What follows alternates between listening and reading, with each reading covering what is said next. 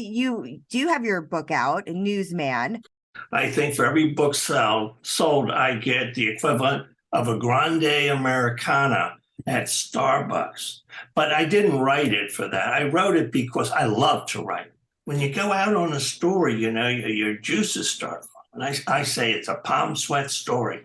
Now I got to figure out what ingredients do I need to get to make this cake. Do you have a formula? Because some of the stuff you put out there, Pat, I'm like, how does this guy come up with this? Desperation.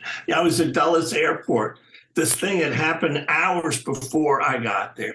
So I figured, well, how am I going to tell this story? And so that's how I did it. I got paper airplanes.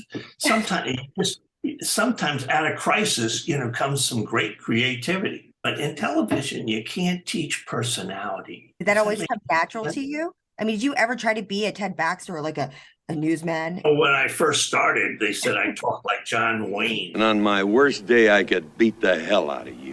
I was awful. I mean, the first 6 months, I was lucky to have a job. And how's your hat collection going? I was surprised not to see you wearing a hat today. I have tons of hats. Well, they're on a hat rack. I wear a Panama hat in the summer. I wear it's like a little newsboy's caps during the winter. And then when it snows, I have a trapper hat. How's my Pat Collins?